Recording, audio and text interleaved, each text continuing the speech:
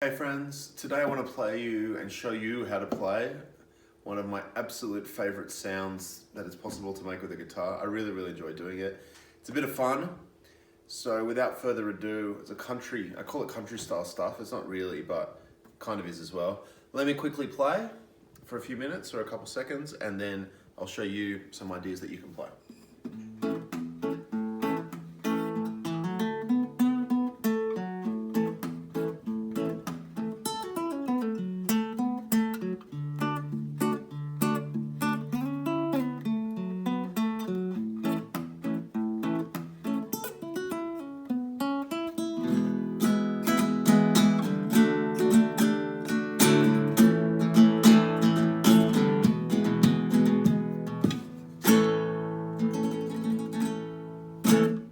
Cool.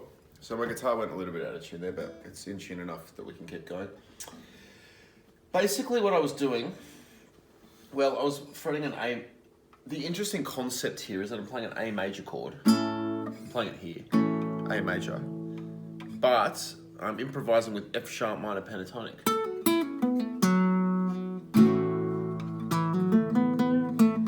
Let me quickly fix this tuning. Yeah, so playing an A major chord, but improvising with F sharp minor pentatonic. Now the way, that's called a relative minor, or relative major, I guess, because they're relative. So imagine you're playing A major here at the 5th fret of the bar. If you go back 3 frets and make it a minor chord, that's F sharp minor. That's the relative minor. You can take any chord, like I might take a, what's a nice easy one? C major. C major at the 8th fret. If we move back 3 frets, make it minor, A minor. So A minor is the relative minor of C major. I don't want to get too deep into why that's the case. I probably can't even explain it that well. I do have some videos on this channel about music theory, but I think if you're gonna watch a video on relative majors and minors, probably go to someone that's more technical than me. What I can tell you is that if you're playing an A major and improvising with F sharp minor, you can get what I think is the most wonderful, colourful and interesting and major sounding licks happening. So I was playing the major chord like that, just kind of barring or part barring. This 2 2 2, and then I was using my thumb.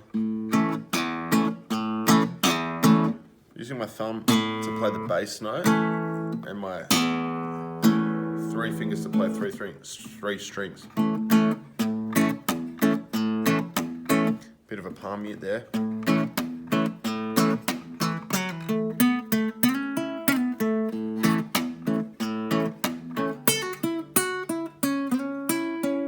It's not just note choice either that makes it sound that kind of twangy country. Definitely a bit of twang. Today I'm not using a pick. I could use a pick, but I just am not. So I'm getting a bit of snap. I'm picking those strings a little bit hard with both the right and left hand. A bit harder. Just get them snapping a little bit, twanging a little bit. So the notes that we're playing, this A major crossed with the F sharp minor pentatonic is important, and the way that we play the notes, give them a real character and a real vibe and a real mood.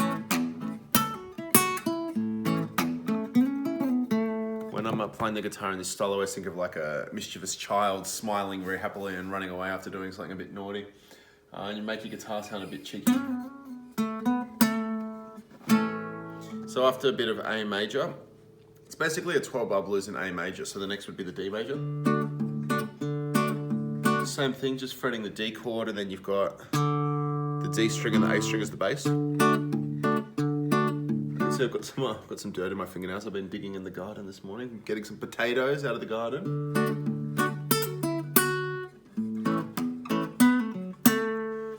And then comes to the turnaround. If you followed my lessons at all, especially the blues stuff, you'll know that one of the concepts I do often, it's just a personal choice.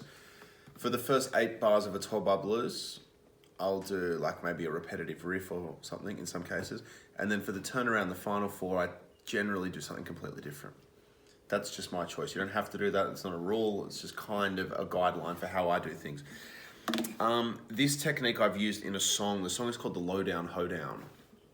It was released under the band name One Ronic. So if you look on Spotify for The Lowdown Hoedown, The band was called One Ronic, and we might have put it on one of the early Caledad like kind of compilation release. I can't remember, but in the Lowdown Hoedown, what I did for the turnaround was go.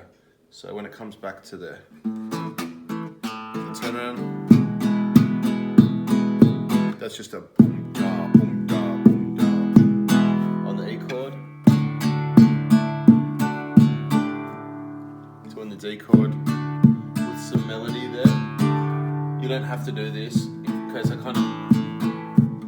almost encourage you not to copy me, but I'm just saying that for the turnaround, the chords would be E major, D major, A major, E major.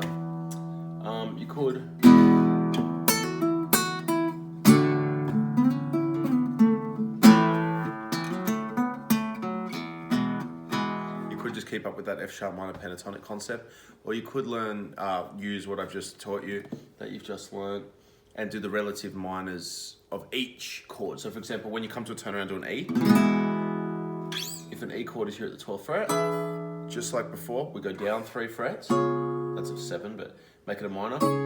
So the relative minor of E is C sharp minor. D is relative minor B.